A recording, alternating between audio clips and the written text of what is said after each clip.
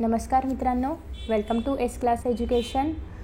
आजच्या व्हिडिओमध्ये आपण पाहणार आहोत संस्कृतमधील एक सगळ्यात महत्त्वाचा निबंध, तो म्हणजे मम प्रिय पुस्तकम. याच्या आधी मी ऑलरेडी बरेचसे निबंध अपलोड केलेले आहेत आणि आय होप की तुम्ही ते व्हिडिओज पाहिले असतील. Let us start.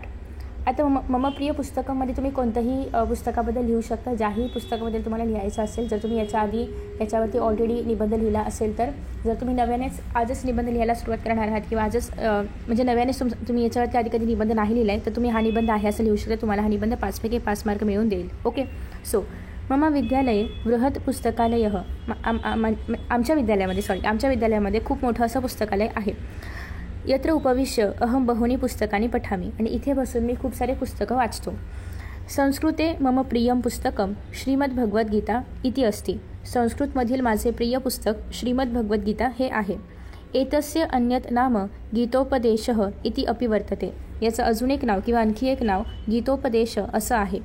एवं तु एतत् महाभारतस्य भीष्मपर्वणि विद्यते. आणि याच्यामध्ये महाभारतातील भीष्मपर्वणीबद्दल सांगितलेलं आहे किंवा लिहिलेलं आहे. एतस्मिन् अष्टादश अध्यायाः 700 श्लोकाश्च विद्यते. आणि याच्यामध्ये 18 अध्याय आहेत आणि 700 श्लोक आहेत. एतत् पुस्तकं मह्यं बहु रोचते. आणि हे पुस्तक मला खूप आवडतं. येन अहं नैकान् अध्यायान् कंठस्थान अकरवम्. आणि यातील खूप सारे अध्याय किंवा अनेक अध्याय मी कंठस्थी केलेले आहेत. अहं मम जीवने एतान् अध्यायान् धारयामि. आणि मी या सगळ्या अध्यायांचा यूज माझ्या जीवनामध्ये करतो किंवा माझ्या लाईफमध्ये जेव्हा कधी प्रॉब्लेम्स येतील तेव्हा मी या सगळ्या गोष्टींचा वापर करतो. अस्य नैके श्लोकैः प्रेरणा उत्साहः जीवनकला च प्राप्यन्ते. आणि या सगळ्या श्लोकांमुळे मला माझ्या जीवनामध्ये प्रेरणा मिळाली, उत्साह मिळाला. ओके, जीवन कसं जगायचं ही कला मला कळू लागली.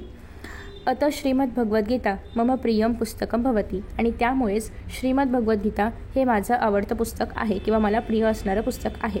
तर अशा पद्धतीने यामधल्या कोणत्याही 5 ओळी तुम्ही लिहू शकता, कारण निबंध 5 गुणांसाठी आहे आणि 5 ओळी लिहिणं अपेक्षित आहे.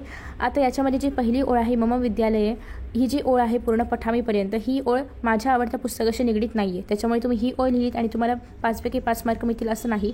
तर जे तुमच्या पुस्तकाशी निगडीत आहे ती ओळ लिहिल्यानंतरच तुम्हाला 5 पैकी 5 मार्क्स मिळणार आहेत. ही जी पहिली ओळ आहे ती जस्ट एक पार्श्वभूमी आहे आणि निबंधामध्ये आपण लिहितो पार्श्वभूमी, त्याप्रमाणे मी लिहिलेलं आहे.